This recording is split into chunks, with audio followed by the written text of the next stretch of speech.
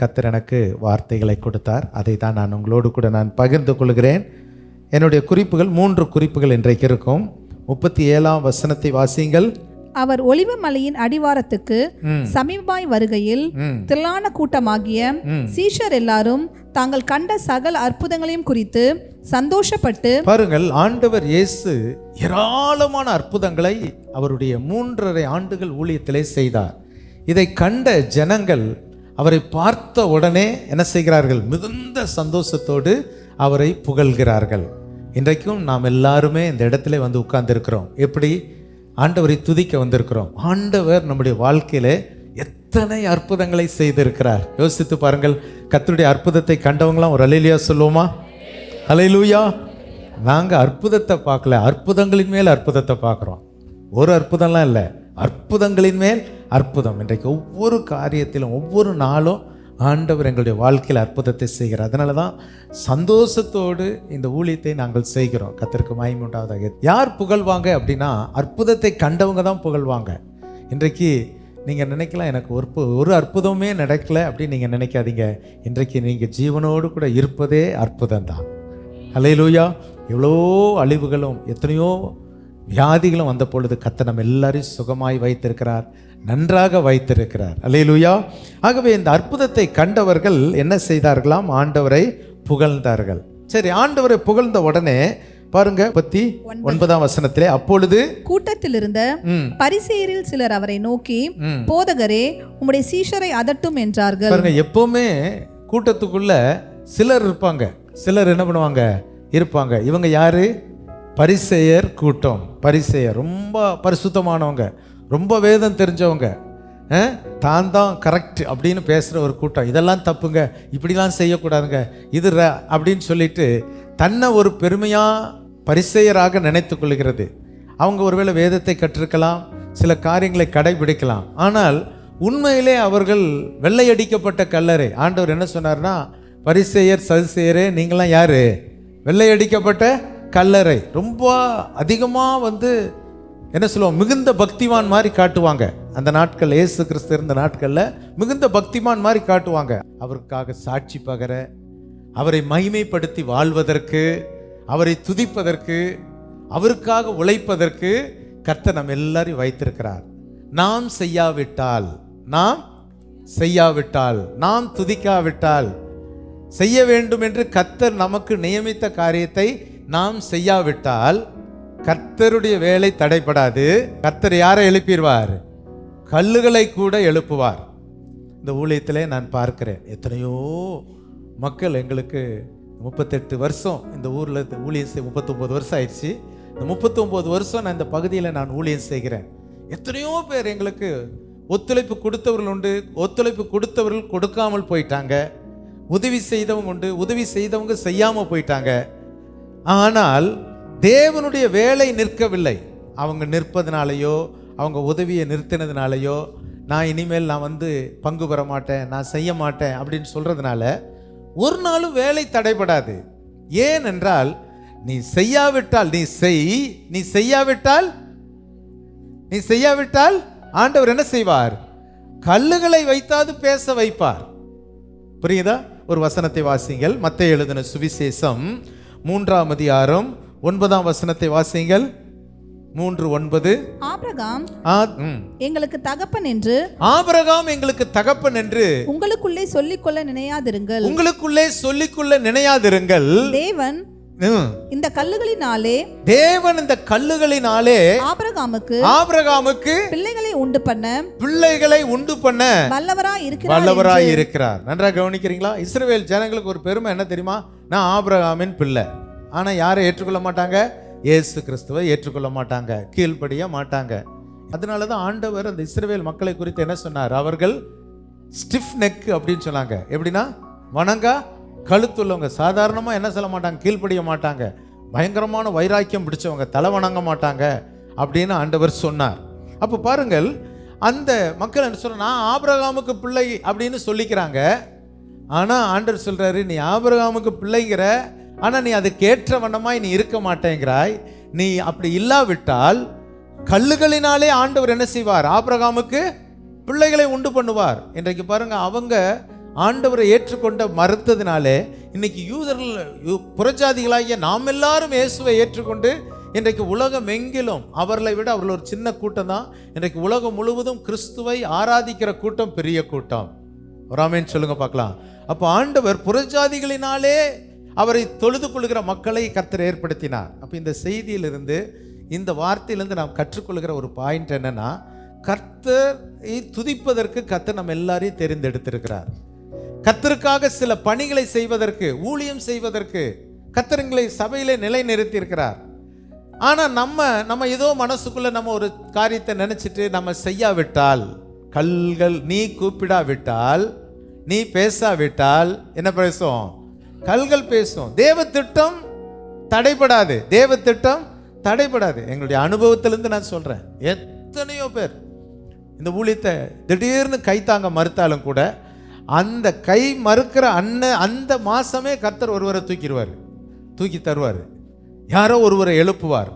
ஒரு திறமையுள்ள நபரை எழுப்புவார். இன்னும் சொல்ல போனால் கையை நிறுத்தினவங்களை விட பல மடங்கு உள்ள ஆட்களை கர்த்தர் எழுப்பி ஆசீர்வதித்துருவார். ஆகவே நாம் ஒன்றை கற்றுக்கொள்ள வேண்டும். கர்த்தர் நமக்கு கொடுத்த பொறுப்புகளை நாம் என்ன செய்ய வேண்டும்? செய்து கொண்டே இருக்க வேண்டும். நான் செய்யாவிட்டால் கர்த்தர் இன்னொருவரை எழுப்பிடுவார். இன்னொருவரை எழுப்பணுமா? நீங்க செய்யணுமா? நாங்க செய்யணும். அல்லேலூயா. நான் ஓடுவேன். அல்லேலூயா. கர்த்தருக்கு மகிமை உண்டாவதாக. ஆகவே முதல் குறிப்பு, நாம் செய்யாவிட்டால் கர்த்தர் ஒருவரை எழுப்புவார். ஆகவே நம்ம செய்ய வேண்டியதை ஒழுங்கா செய்யணும். ஆலயத்தை சுத்தப்படுத்துறதுக்கு சிலர் முன் வருவாங்க. எல்லாரும் வரலாம். இவங்க தான் செய்யணும் அப்படின்னு இல்லை. நிறைய பேர் என்ன செய்யறதில்ல?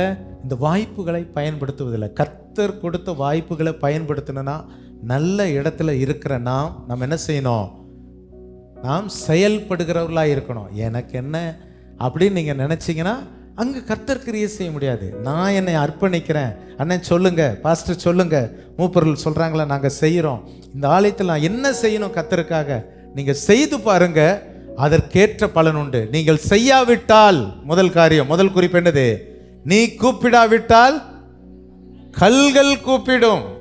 கல்கள் கூப்பிடும். கவனிக்கிறீங்களா? நம்ம செய்யாட்டா கர்த்தர் என்ன செய்வார்? அதுக்கு ஒரு உதாரணம், ராஜ்யத்தின் புத்திரர் கல்யாண விருந்துக்கு அழைக்கிறாங்க. ஒரு கல்யாண விருந்துக்கு அழைக்கிறாங்க. ஆனால் எல்லாரும் என்ன சொல்றாங்க? என்ன சொன்னாங்க? சாக்கு போக்கு சொன்னாங்க. நான் ஒருவன் புதுசாக மனைவியை கல்யாணம் பண்ணிட்டேன், நான் மனைவியை திருப்திப்படுத்த போகணும், சந்தோஷப்படுத்த போகணும். ஒருத்தன் சொல்கிறான், ஒரு வயலை வாங்கிட்டேன். எல்லாம் அழைப்பு பெற்றவர்கள். அப்போ அந்த கல்யாண வீட்டுக்காரர் எஜமான் சொல்கிறாரு, சரிப்பா, வேலி அருகே வேலை இல்லாமல் இருக்கிறாங்களே அவங்கள கூட்டிட்டு வா, கல்யாண சாலை நிரம்பட்டும். எதிர்பாராதவர்களுக்கு, அழைப்பு பெறாதவர்களுக்கு அந்த மேன்மை கிடைத்தது. அழைப்பு பெற்றவர்கள் புறக்கணிக்கப்பட்டார்கள். இன்றைக்கு கர்த்தர் உங்களையும் என்னையும் இந்த சபையிலே அழைத்து இந்த சபையிலே நிலைநிறுத்தியிருக்கிறார். உனக்கு கொடுத்த கிருபைகளை, உனக்கு கொடுத்த தாளந்துகளை, உங்களுக்கு கொடுத்த என்னென்ன டெக்னாலஜி, என்னென்ன கர்த்தருக்காய் பயன்படுத்த முடியுமோ கர்த்தருடைய நாமத்தின் மகிமைக்காய் பயன்படுத்தணும். சிலர் என்னங்க, எனக்கு என்ன கிடைக்கும், என் பேர் கிடைக்குமா? பேருக்காக இல்லை. அவங்க நிலைக்க மாட்டாங்க.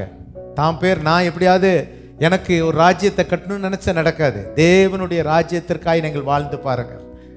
இல்லை என்றால் நாம் எதுவுமே நமக்கு கிடைக்காது. ஆகவே முதல் குறிப்பு, நீ பேசாவிட்டால் கல்களை கொண்டு கர்த்தர் என்ன செய்வார்? பேசுவார். இரண்டாவது குறிப்பு பாருங்கள், 42ஆம் வசனம், லூக்கா 19:42. உனக்கு கிடைத்த இந்த நாளிலாகிலும் உன் சமாதானத்துக்கு ஏற்றவைகளை நீ அறிந்திருந்தாயானால் நலமாயிருக்கும். சரி, இரண்டாவது குறிப்பு என்ன அப்படின்னா, உனக்கு கிடைத்த இந்த நாளிலே நீ சமாதானத்திற்கு ஏற்றவைகளை அறிய வேண்டும். நன்றாய் கவனிங்கள். இதனுடைய அர்த்தம் என்ன? ஆண்டவர் சில சமாதானத்தின் நாட்களை தருகிறார். கிடைத்த நாட்கள் இன்றைக்கு நமக்கு கிடைத்திருக்கிற இந்த நாட்கள் மிகவும் விலையேற பெற்ற நாட்கள். இன்றைக்கு நம்ம இந்த நாட்களை நாம் அசட்டை பண்ணக்கூடாது. எபேசியர்கள் எழுதின நிருபம் 5ஆம் அதிகாரம் 15ஆம் வசனம் 16ஆம் வசனத்தை வாசிங்கள். ஆனபடினாலே நீங்கள் ஞானமற்றவர்களைப் போல நடவாமல் ஞானம் உள்ளவர்களைப் போல கவனமாய் நடந்து கொள்ள பார்த்து, நாட்கள் பொல்லாதவைகளானதால், நல்லா கவனிங்க, நாட்கள் பொல்லாதவைகளானதால் காலத்தை பிரயோஜனப்படுத்திக் கொள்ளுங்கள். காலத்தை பிரயோஜனப்படுத்திக் கொள்ள வேண்டும். நல்லா கவனிங்க. இங்கு ஆண்டவர் சமாதானம் உள்ள காலம் உனக்கு கிடைத்த இந்த காலத்தை நீ சமாதானத்துக்கேற்றவைகளை நீ என்ன பண்ண வேண்டும்? அறிந்திருக்க வேண்டும். சில காலங்களை கர்த்தர் சமாதானத்தின் காலமாய் நமக்கு தருகிறார். அதை நாம் பயன்படுத்தி கொள்ள வேண்டும். ஒரு உதாரணத்தின் மூலமாய் நான் சொல்ல விரும்புகிறேன்.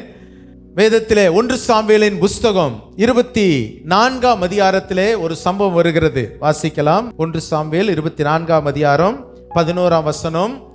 என் தகப்பனை பாரும், என் கையில் இருக்கிற உம்முடைய சால்வையின் தொங்கலை பாரும். உம்மை கொன்று போடாமல் உம்முடைய சால்வையின் தொங்கலை அறுத்து கொண்டேன். என் கையிலே பொல்லாப்பும் துரோகமும் இல்லை என்றும் உமக்கு நான் குற்றம் செய்யவில்லை என்றும் அறிந்து கொள்ளும். நீரோ என் பிராணனை வாங்க அதை வேட்டையாடுகிறீர். சரி, கவனிங்க. இந்த சம்பவம் உங்களுக்கு புரியுமான்னு தெரியல, நான் சொல்றேன். தாவீதுக்கு விரோதமாய் சவுல் பல்வேறு விதங்களிலே தீமைகளை செய்கிறான். ஒரு நாள் இப்படி அவனை வேட்டையாட போகும் பொழுது அங்கு தாவீதினுடைய கையிலே சவுலை கர்த்தர் கொடுக்கிறார். சவுலின் கையில் தாவீதை கொடுக்கல. தாவீதை நினைச்சா சவுலை கொண்டிருக்கலாம். ஆனா தாவீது அப்படி செய்யாம அந்த சவுலை பார்த்து சொல்றான், தகப்பனே, தூரத்தில் போய் சொல்றாரு, தகப்பனே என்னை பாரும், உம்முடைய கையில் என் சால்வை இருக்குது. அவர் ஒரு இடத்துல போய் கொஞ்சம் கழிவு பண்ண போறாரு. அங்கே தாவீது அவனுடைய மனுஷர் இருக்கிறாங்க. தாவீதனுடைய மனுஷர் சொல்கிறாங்க, அவரை வெட்டி போடலாங்கிறாரு. இல்லை, வேண்டாம், வெட்டக்கூடாதுன்னு சொல்லி அப்படி சால்வையை அறுத்துட்டு கொஞ்சம் தூரத்தில் போய் சொல்கிறாரு, சவுலே, என் ராஜாவே, என் தகப்பனே, பாருங்க, உங்கள் கையில் ஆண்டவர் என்கிட்ட கொடுத்தாரு. ஆனால் நான் உன்னை கொன்னலை, இந்த தொங்கலை அறுத்துட்டு வந்தேன், நான் அவங்க பக்கத்தில் நின்னுங்கிறதுக்கு ஆதாரம் அப்படின்னு சொல்லிட்டு இந்த சமாதானத்திற்கு ஏதுவான காரியத்தை பேசுகிறார்.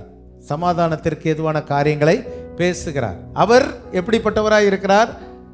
சண்டை போடுகிறவராய், தாவீதை கொலை செய்கிறவராய், சொந்த மாமனார் தான், கொலை செய்கிறவராய் இருக்கிறார். ஆனால் தாவீது சமாதானத்துக்கு ஏற்றவைகளை பேசக்கூடிய ஒரு நிலைமையில் இருக்கிறார். இந்த வசனம் என்ன சொல்லுகிறது? உனக்கு கிடைத்த இந்த நாளில் உன் சமாதானத்திற்கு ஏற்றவைகளை நீ அறிந்திருக்கணும். சில சமாதானத்திற்குரிய காலங்களை கர்த்தர் நமக்கு தரும் பொழுது அந்த காலத்தை நாம் பயன்படுத்தி கொள்ள வேண்டும். அப்போ உடனே என்ன செய்கிறாரு? நீங்க அந்த வசனத்தை நீங்கள் வாசித்தால் 20ஆம் வசனம், நீ ராஜாவாய் இருப்பார் என்றும் இஸ்ரவேலின் ராஜ்யபாரம் உன் கையில் நிலைவரப்படும் என்றும். பாருங்க, இப்ப சவுல் என்ன சொல்றாருன்னா, தன்னை தப்பிச்ச உடனே அந்த ராஜாவை ஆசீர்வதிக்கிறான். அந்த அளவுக்கு செய்தாலும் நீங்க மறுபடியும் நீங்க பாத்தீங்கன்னா 26ஆம் அதிகாரத்தில் மறுபடியும் அவனை கொலை செய்ய திட்டமிடுகிறான். அப்போ சமாதானத்திற்கு ஏதுவாய் ஒரு மனிதன் அவன் கடந்து வந்த பொழுதிலும் சமாதானத்துக்கு ஏற்றவைகளை சவுல் செய்யல. அதனுடைய முடிவு என்ன அப்படின்னு நீங்க பார்த்தீங்கன்னா, அதே சவுல் நீங்க அதன் பிறகு நீங்க பார்க்கும் பொழுது பெலிஸ்தியரால் கொல்லப்படுகிறதை நாம் பார்க்கிறோம். பெலிஸ்தியரால் கொல்லப்படுகிறதை நாம் பார்க்கிறோம். வாசிப்போம். 1 சாமுவேல் 31ஆம் அதிகாரம் 1ஆம் வசனத்திலிருந்து 4ஆம் வசனம் வரை அந்த பகுதியிலே நீங்க வாசிக்கும் பொழுது பெலிஸ்தர்களால் சவுல் அவனுடைய மகன் யோனத்தான் கொல்லப்படுகிறான். இதில் என்ன காரியம் என்றால், பாருங்க, சமாதானத்திற்கு ஏதுவானவைகளை தாவீது பேச வந்த போதிலும் சவுல் சமாதானத்துக்கு ஏற்றவைகளை சிந்தியாமல் தனக்கு கிடைத்த சமாதானத்தை காத்து கொள்ளாதபடினால் பெலிஸ்தியரால் கொல்லப்படுகிறான். பாருங்க, தாவீது பெலிஸ்தியனாகிய கோலியாத்தை இவன் கொன்னா, ஆனால் யோனத்தான் பெலிஸ்தரால் கொல்லப்பட்டான். நல்ல வித்தியாசத்தை பார்க்குறீங்களா? நான் மறுபடியும் சொல்றேன், கவனிங்க. கோலியாத்தை கொன்னது யாரு? தாவீது. கோலியாத் யார்? பெலிஸ்தியன். பெலிஸ்தியன் ஆகிய கோலியாத். தாவீது கோலியாத்தை கொன்றான். ஆனால் பெலிஸ்தியன் யாரை கொன்றான்? சவுலை கொன்றான். காரணம் என்னன்னா, தாவீதுக்கு ஒரு நல்ல சமாதானத்திற்குரிய நாட்களை கர்த்தர் தருகிறார் சவுலுக்கு, ஆனால் அவன் பயன்படுத்தி கொள்ளவில்லை. அருமையானவர்களே, சமாதானத்துக்கு ஏற்றவைகளை உனக்கு கிடைத்த இந்த நாளிலாவது சமாதானத்துக்கு ஏற்றவைகளை நீ சிந்தித்தால் நலமாயிருக்கும். என் செய்தி என்ன தெரியுமா? முதலாவது பேச வேண்டியதை பேசணும். ரெண்டாவது சமாதானத்துக்கு ஏற்றவைகள். இந்த காலங்களில் யார் யாரோட சமாதானம் ஆகணுமோ, இந்த என்னென்ன காரியங்களை நாம் செய்ய முடியுமோ செய்திடணும். நம்ம சண்டை போடுறதுனாலையோ, பிரிவினை பண்ணுறதுனாலையோ, வைராக்கியம் கொள்றதுனாலையோ ஒரு பிரயோஜனம் இல்லை. அதெல்லாம் ஒன்றுமே நம்மளை கொண்டு போகாது. வைராக்கியத்தோடு நம்ம வாழ்கிறதுல ஒரு பிரயோஜனமே இல்லை. இன்னைக்கு கிறிஸ்தவ உலகம் நம்ம எல்லாரையும் மன்னித்து பழக வேண்டும். ஆகவே இந்த 2வது குறிப்பு என்ன என்றால், உனக்கு கிடைத்த சமாதானத்துக்கு ஏற்றவைகளை நீ அறிய வேண்டும். நீ செய்ய தவறினால், இந்த நாளை நீ பயன்படுத்தாமல் போனால் வேஸ்ட் ஆக்கிடுறோம். அதுதான் அந்த ரெண்டாவது வார்த்தையினுடைய காரியம். முதல் காரியம், கர்த்தர் பேசும்படி கொடுத்த வாய்ப்பை நாம் பேசணும், கர்த்தருக்காக ஊழியம் செய்யணும், கர்த்தருக்காக உழைக்கணும், கர்த்தருக்காக சாட்சி சொல்லணும், ஏதாவது ஒன்றை செய்து கொண்டே இருக்க வேண்டும். ரெண்டாவது, கர்த்தர் நமக்கு கொடுத்த அந்த நாளை நாம் என்ன செய்ய வேண்டும்? இன்று உனக்கு கிடைத்த இந்த நாளிலாகிலும் சமாதானத்துக்கு ஏற்றவைகளை நீ அறிந்தால் நலமாயிருக்கும். மூன்றாவது குறிப்பு 43 வசனம், லூக்கா 19:43. உன்னை சந்திக்கும் காலத்தை நீ அறியாமல் போனபடினால் உன் சத்துருக்கள் உன்னை சூழ மதில் போட்டு. சரி, மூன்றாவது குறிப்பு என்னன்னா, உன்னை சந்திக்கும் காலத்தை நீ அறிய வேண்டும். கவனிங்கள், உன்னை சந்திக்கும் தேவன் நமக்கு சமாதானத்தின் காலத்தை கொடுக்கிறார். இரண்டாவது, கர்த்தர் நம்மை சந்திக்கிற சில நாட்களை கொடுக்கிறார். ஆண்டவர் உன்னை சந்திக்கும் நாளை, நீ சந்திக்கும் காலத்தை நீ அறியாமல் போகிறோம். இன்னைக்கு அநேக வாய்ப்புகளை கர்த்தர் நமக்கு தருகிறார், அநேக வாய்ப்புகளை கர்த்தர் தருகிறார். ஒரு ஏழை தாய், அந்த தாயினுடைய வீட்டுக்கு ஆண்டவர் ஜீசஸ் வருகிறார். ஒரு சம்பவம் போல, ஒரு ஏழை தாய் அவங்க வீட்டுக்கு ஜீசஸ் காலையிலே வராரு. நான் ஐ எம் ஜீசஸ் அப்படின்றாங்க. ஓ ஜீசஸா, வாங்க அப்படின்னு. அந்த ஜீசஸ் சொல்கிறாரு, இன்றைக்கி நான் உங்கள் வீட்டுக்கு நான் நைட்டு டின்னர் சாப்பிட வர போகிறேன், நீ எனக்காக ப்ரிப்பேர் பண்ணேன் அப்படின்னு சொல்லி. சரி ஆண்டவரே அப்படின்னு சொல்லிட்டு அந்த அம்மா ஏழை தாய் தன்னால் இயன்றதை கொஞ்சம் நூடுல்ஸு, கொஞ்சம் எக்கு இப்படிலாம் செஞ்சு வச்சிட்ருக்குறாங்க. செஞ்சு வச்சுட்டு அவங்க ஜீசஸ்க்காக காத்துட்ருக்கிற நேரத்தில் திடீர்னு ஒரு பிளைண்ட் வரான், அந்த வழியாக போகிற பிளைண்ட் வந்து தட்டுறாங்க. அம்மா நான் ரொம்ப பசியாக இருக்கிறேன், எனக்கு கொஞ்சம் ஏதாவது தர முடியுமா அப்படின்னு. உடனே அந்த அம்மா சொல்கிறாங்க, நான் ஜீசஸ்க்குன்னு செஞ்சு வச்சது இருக்குது, சரி பரவாயில்ல, அவர் வர்றதுக்கு தாமதமாகுது, நீ சாப்பிடுன்னு சொல்லி கொடுத்துட்றாரு. ஒரு பிச்சைக்காரன் அவனும் வந்து கேட்குறான், அவனுக்கும் கொடுத்துட்றாங்க. இவங்க 2 பேர்த்துக்கு கொடுத்த பிறகு கொஞ்ச நேரம் கழித்து ரியல் ஜீசஸ் வர்றாரு. அவர் தான் சாப்பிட வரேன்னு சொன்னவர். உடனே இந்த அம்மாவுக்கு என்ன செய்யனே தெரியல. வாங்க ஜீசஸ், நான் உங்களுக்கு தான் நான் சாப்பாடெலாம் செஞ்சு வச்சுருந்தேன், ஆனால் அதுக்குள்ளே ஒரு பிளைண்ட் வந்துட்டார், நான் அவருக்கு கொடுத்துட்டேன். அப்புறம் ஒரு பெகர் வந்தார், அவருக்கு நான் கொடுத்துட்டேன் அப்படின்னு சொன்னோன்னே ஜீசஸ் சந்தோஷப்பட்டு, அதுதான் நான் தான் அந்த ஜீசஸ், எந்த ரூபத்தில் வந்தேன். அப்போ உனக்கு கிடைத்த வாய்ப்பை நீ என்ன செய்கிறாய்? இப்போ ஜீசஸ்க்காக வச்சிருக்கேன், பிச்சைக்கார போ நீ உனக்கு அப்படின்னு சொல்லலை. அப்போது அந்த நேரத்தில் கர்த்தர் கிடைக்கிற வாய்ப்புகள், சில வேளைகளில் கர்த்தர் சில வாய்ப்புகளை நமக்கு தருகிறார். வாய்ப்பை நாம் இழந்து விடக்கூடாது. வாய்ப்பை, உன்னை சந்திக்கும் காலத்தை நீ அறியாமல் போனால். அப்போது வேதத்தில் நான் அதற்கு ஒரு உதாரணத்தை நான் உங்களுக்கு சொல்ல விரும்புகிறேன். என்ன சந்திக்கிற காலம் அப்படின்னு நினச்சா, ஆண்டவர் சில வாய்ப்புகளை நமக்கு தரும்பொழுது அந்த வாய்ப்புகள், ஒரு உதாரணத்தை சொல்லுகிறேன். எபிரேயருக்கு எழுதின நிருபத்தில் எடுத்துக்கொள்ளுங்கள். 12ஆம் அதிகாரம், எபிரேயர் 12ஆம் அதிகாரம் 15ஆம் வசனத்தை வாசிங்க.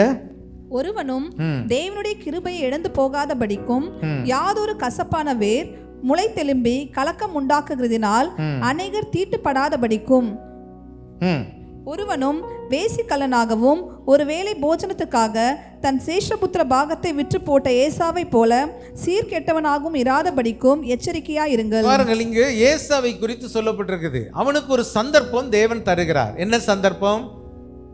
ஏசாவுக்கு கிடைத்த சந்தர்ப்பம் என்னது? ஃபர்ஸ்ட் பார்ன், முதற் பேரானவன் என்பது ஒரு பெரிய பாக்கியம். எது? முதற் பேரானவன். ஆனால் அவன் கர்த்தர் கொடுத்த அந்த ஆசீர்வாதத்தை எதுக்காக இழந்தான்? ஒரு கூழுக்காக இழந்தான். சில வேளையில் கர்த்தர் நமக்கு கொடுக்குற நல்ல ஆப்பர்ச்சுனிட்டிஸ் நம்ம வேற ஒரு காரியத்திற்காக இழந்து விடுகிறோம். அப்போ நம்ம இது முக்கியம் இல்லை அப்படின்னு நினைக்கிறோம். பாருங்க, அதனுடைய விளைவு அந்த வாய்ப்பு திரும்ப கிடைக்காது. அப்போ ஆண்டவர் அவனுக்கு கொடுத்த ஒரு நல்ல வாய்ப்பை கொடுக்கிறார், அவன் வேண்டான்னு உதறிட்டான். அதனுடைய முடிவு என்ன பாருங்க, 17ஆம் வசனம். ஏனென்றால் பிற்பாடு அவன் ஆசீர்வாதத்தை சுதந்திரித்துக் கொள்ள விரும்பியும் ஆகாதவன் என்று தள்ளப்பட்டதை அறிவீர்கள். பாருங்கள், திரும்ப அவனுக்கு ஒரு ஆசை வருது, இந்த வாய்ப்பு கிடைக்காதா? கிடைச்சதா? கிடைக்கல. நான் சொல்லுகிறேன், இன்றைக்கு கர்த்தர் நம்மை சந்திக்கிற காலம். இப்பெல்லாம் நம்மோட நல்லா பேசுறாரு, டெய்லி பேசுறாரு, இடைப்படுறாரு. கர்த்தரை நல்லா துதிக்கலாம், நல்லா ஆராதிக்கலாம், எந்த தடையுமே இல்லை. இப்படிப்பட்ட காலத்தில் கர்த்தர் சந்திக்கும் காலத்திலே நாம் ஆண்டவருடைய மேன்மையை அறியாமல் போனால், அந்த வசனம் என்ன சொல்லுகிறது? உன்னை சந்திக்கும் காலத்தை நீ அறியாமல் போனால் சில கஷ்டங்கள் வருகிறதை பார்க்கிறோம். தேவன் சந்திக்கிற காலம் வரும் பொழுது அதை பயன்படுத்தி கொள்ள வேண்டும். வேதத்தில் இன்னொரு உதாரணத்தை சொல்லுகிறேன். ரூத்தின் புஸ்தகம். நகோமி என்ன செய்யறாங்க? தன் வாழ்க்கையில கொஞ்சம் பஞ்சம் வருது, நெருக்கம் வருது. உடனே அவங்க எங்க போயிடுறாங்க? மோவாப் தேசத்துக்கு போறாங்க. பெத்லகேமில் இருக்கிற எல்லாருமே இருக்கிறாங்க. ஆனால் ரூத்தின் குடும்பம் மாத்திரம் எங்க போறாங்க? மோவாப் தேசத்துக்கு போறாங்க. என்ன நடந்துச்சு? அவ சம்பாரிச்சாளா? இருந்ததெல்லாம் இழந்தா. புருஷனை இழந்தாள், பிள்ளைகளை இழந்தாள். ஆனால் ரூத் 1ஆம் அதிகாரம் 6ஆம் வசனத்தில் விதமாய் சொல்லப்பட்டு இருக்கிறது, கர்த்தர் தம்முடைய ஜனங்களை சந்தித்து தமது ஜனங்களை சந்தித்தார், அவர்களுக்கு ஆகாரம் அருளினார் என்று அவள் மோவாப் தேசத்திலே கேள்விப்பட்டு தன் மருமக்களோட கூட மோவாப் தேசத்திலிருந்து திரும்பி வரும்படி. பாருங்கள், கர்த்தர் சந்தித்தார் என்ற செய்தி கேட்ட உடனே மறுபடியுமாக தன்னுடைய மோவாப் தேசத்தை விட்டுட்டு எங்க போறா? பெத்லகேமுக்கு. சந்தித்த தேவன் தனக்கு கிடைத்த அந்த நாளை நினைவு கூர்ந்து உடனே தன் வாழ்க்கையை ஒப்பு கொடுத்து எங்க போகிறாள்? ஆண்டவரே, உம்முடைய சித்தத்தை விட்டு நான் மோவாப்புக்கு வந்தது தவறு, அதனால் எனக்கு இழப்புகள். இப்போ நான் எங்க போறேன்? மறுபடியும் பெத்லகேமுக்கு போறேன் என்று திரும்பி வந்தாள். என்ன நடந்தது? ஆசீர்வதிக்கப்பட்டாளா? இழந்தாளா? சொல்லுங்க. ஆசீர்வாதத்தின் மேல் ஆசீர்வாதம். நகோமியோடு கூட சேர்ந்து வந்த ரூத்துக்கு அங்க ஒரு போவாஸ், அந்த போவாஸ் மூலமாய் ஒரு வாழ்க்கை, அதன் மூலமாய் இயேசு கிறிஸ்துவின் வம்ச வரலாற்றில் இடம்பெறும் பெரு பாக்கியம். அப்போ தேவன் நம்மை சந்திக்கும் பொழுது அந்த சந்திப்புக்கு நாம் கீழ்ப்படிய வேண்டும். இன்றைக்கு தேவன் நம்மை சந்தித்திருக்கிறாரா? லூக்கா எழுதின சுவிசேஷம் 1ஆம் அதிகாரம் 74ஆம் வசனத்தை வாசித்து பாருங்க. லூக்கா 1:74. தமது ஜனத்தை சந்தித்து மீட்டு கொண்டு நம்முடைய சத்துருக்களினின்றும் நம்மை பகைக்கிற யாவருடைய கைகளினின்றும் நம்மை ரட்சிக்கும்படிக்கு. சரி, கவனிங்க. இப்போ இது என்ன காலம்? இது என்ன காலம்? தேவன் நம்மை சந்தித்திருக்கிற காலம். நம்மை சந்திக்கும்படியாய் ஆண்டவர் இயேசு கிறிஸ்து இந்த பூமிக்கு வந்தார். அல்லேலூயா. எதற்கு? தமது ஜனத்தை சந்தித்து மீட்டு கொண்டு நம்மை மீட்பதற்காய் வந்திருக்கிறார். இந்த சந்திப்பின் காலத்தை நாம் அறியாமல் போய்விட்டால், நன்றாய் கவனிங்கள், கர்த்தர் சந்தித்த இந்த ரட்சிப்பின் காலம். அதனால்தான் இன்றைய இரட்சணிய நாள் இதுவே அனுக்கிரக காலம் என்று எழுதப்பட்டு இருக்கிறது. இந்த காலத்தை நாம் பயன்படுத்தாமல் போனால், இன்றைக்கு எத்தனையோ பேருக்கு இந்த வாய்ப்புகள் சொல்லப்படுகிறது, ஆனால் கிறிஸ்தவத்தையோ சுவிசேஷத்தையோ ஏளனமாய் எண்ணுகிறார்கள். இது எனக்கு தேவையில்லை என்று சொல்லுகிறார்கள். ஆனால் தேவன் சந்தித்த இந்த மீட்பை நாம் அறியாமல் போய்விட்டோமானால் அப்போ தேவன் நமக்கு கொடுக்கிற அந்த ஒரு நல்ல வாய்ப்பை இழந்து விடக்கூடாது. ஒரு உதாரணத்தோடு கூட நான் முடிக்க விரும்புகிறேன்.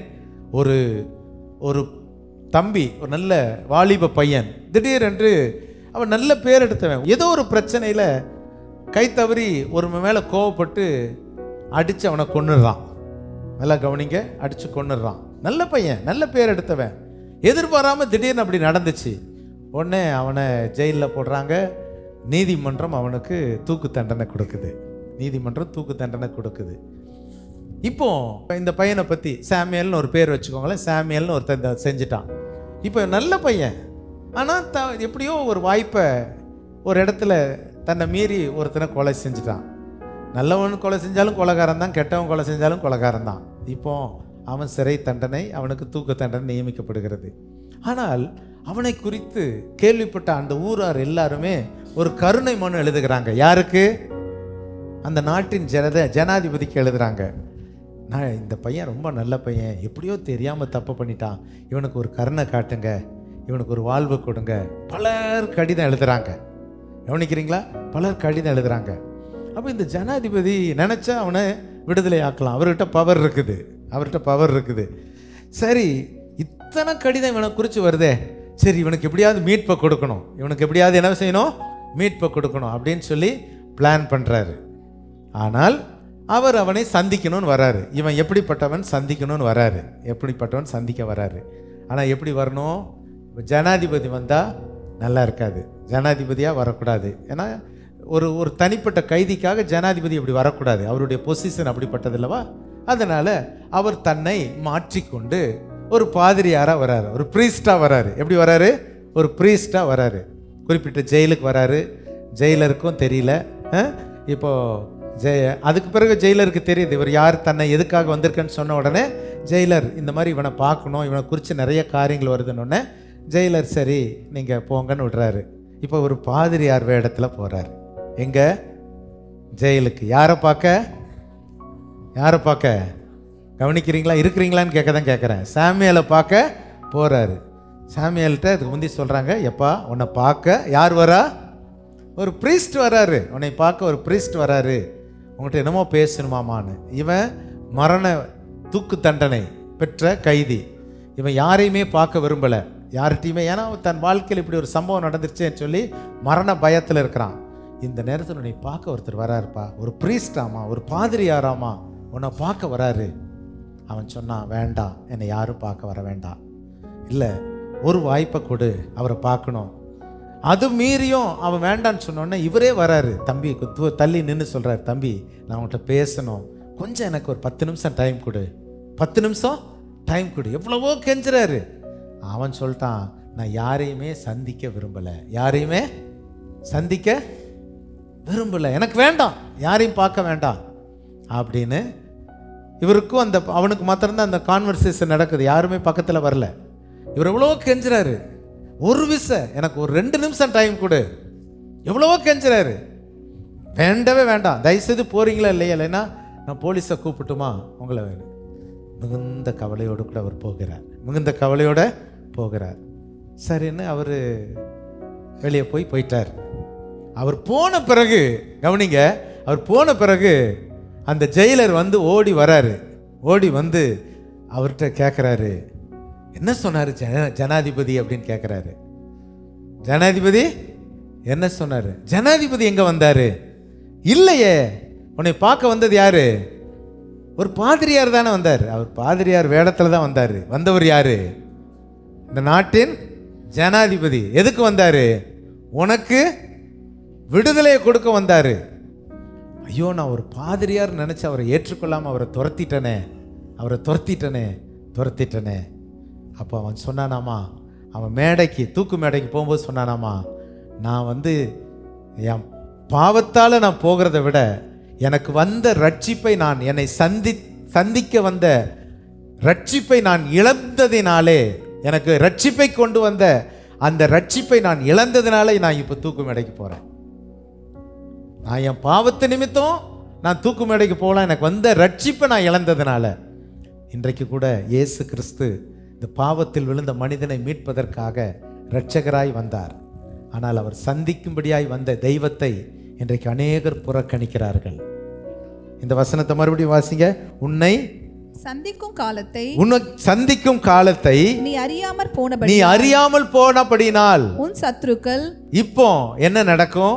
உன் சத்துருக்கள் உன்னை சூழ மதில் போட்டு உன்னை வளைந்து கொண்டு எப்பக்கத்திலும் உன்னை நெருக்கி உன்னையும் உன்னிலுள்ள உன் பிள்ளைகளையும் தரையாக்கி போட்டு உன்னிடத்தில் ஒரு கல்லின் மேல் ஒரு கல் இராதபடிக்கு செய்யும் நாட்கள் உனக்கு வரும் என்றார். இது அந்த நகரத்திற்கு கர்த்தர் சொன்ன காரியம். எந்த நகரத்திற்கு? the city of Jerusalem. எருசலேமை பார்த்து கண்ணீர் வடித்து சொல்லுகிறார், உன்னை தேடி ஒரு இரட்சகர் வந்தார், ஆனால் அந்த இரட்சகரை நீங்கள் எல்லாரும் கொலை செய்கிறீர்கள். உன்னை சுற்றிலும் சூழ சத்துருக்கள் வேலி அடைப்பார்கள், அதை பால் கடிப்பார்கள். நடந்துச்சா இல்லையா? ஹிஸ்டாரிக்கலா கிறிஸ்துவுக்கு பின் கிபி 70வது நூற்றாண்டிலே தீத்து ராயனால் எருசலேம் நகரம் அழிக்கப்பட்டது. ஆண்டவருக்கு தெரியும் நம்முடைய எதிர்காலங்கள் எப்படிப்பட்டதுன்னு தெரியும். அதனால தான் நம்ம மேலே இறங்கி வந்திருக்கிறார். நமக்கு ஆக்கினை தீர்ப்பு கொடுக்காமல் மறுவாழ்வு கொடுக்க, ரட்சிப்பை கொடுக்க, நம்மை ஆசீர்வதிக்க, நம்மை உயர்த்த வருகிறார். ஆனால் சந்திக்க வந்த தெய்வத்தை நாம் ஏற்றுக்கொள்ளாமல் போனால் அதனால் வருகிற சில கஷ்டங்களை அனுபவிக்கிறோம். இன்றைக்கு அருமையான தேவனுடைய வார்த்தைகள் கொடுக்கப்படுகிறது. இந்த சத்தியத்திலே நாமும் நம்முடைய பிள்ளைகளும் நடந்தால் நம்ம பிள்ளைகள் வாழ்க்கை எப்படி இருக்கும் யோசித்து பாருங்கள். இன்றைக்கு எத்தனையோ பேர் நம்ம பிள்ளைகளை நம்ம தவற விட்டுறோம். கர்த்தர் நம்மை சந்திக்க வந்த நாட்களில் நமக்கு கர்த்தர் என்ன செய்தார்? உங்கள் பிள்ளைகளுக்கு சொல்லுங்கள். இதெல்லாம் நீங்கள் மற்றவர்களுக்கு சொல்லி நாமும் அந்த ரட்சிப்பை காத்துக்கொள்ள வேண்டும். நாம் அதை அறியாமல் போனால், 3 காரியங்களை சொன்னேன். நீ பேசாவிட்டால் கர்த்தர் கல்லுகளை கொண்டு பேசுவார். 2வது, உனக்கு கிடைத்த இந்த நாளிலே உனக்கு சமாதானத்துக்கு ஏற்றவைகளை நீ அறியாமல் போனால், அப்போ கிடைத்த நாளிலே நாம் சமாதானத்திற்கு ஏற்றவைகளை நாம் அறிந்து கொள்ள வேண்டும். 3வது, உன்னை சந்திக்கும் காலத்தை நீ அறியாமல் போனால், அப்போ கர்த்தர் நம்ம கொடுத்த இந்த கிருபையின் நாட்களை நாம் பயன்படுத்தி கொள்ள வேண்டும். ஆமென், ஹல்லேலூயா. இப்படி நாம் செய்தால் நிச்சயமாய் அன்றைக்கு எருசலேமுக்கு வந்த அழிவு நமக்கு வராது. அதற்கு மாறாக இயேசு கிறிஸ்துவினால் கிடைக்கிற நித்திய ஜீவன், இயேசு கிறிஸ்துவினால் கிடைக்கிற ஆசீர்வாதங்கள், இயேசு கிறிஸ்துவினால் கிடைக்கிற எல்லா நன்மைகளும் நமக்கு கிடைக்கும். ஆமென், ஹல்லேலூயா.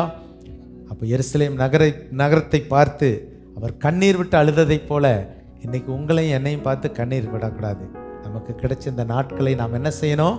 பயன்படுத்தணும். எத்தனை காலங்களை கர்த்தர் தருகிறார், எத்தனை ஜெபங்களை நம்ம மிஸ் பண்ணுறோம், எத்தனை வாரங்களை நம்ம மிஸ் பண்ணுறோம். நம்ம மிஸ் பண்ணாதபடிக்கு தேவனோடு கூட நம் நேரத்தை செலவிடுவோம், நல்ல காரியங்களை கர்த்தருக்கென்று வாழ்வோம். கர்த்தர் நம்மை ஆசீர்வதிப்பாராக. கண்களை மூடி நாம் ஜெபிப்போம். எல்லாரும் கண்களை மூடி நாம் ஜெபிப்போமா? ஹல்லேலூயா, ஸ்தோத்திரம் ஆண்டவரே.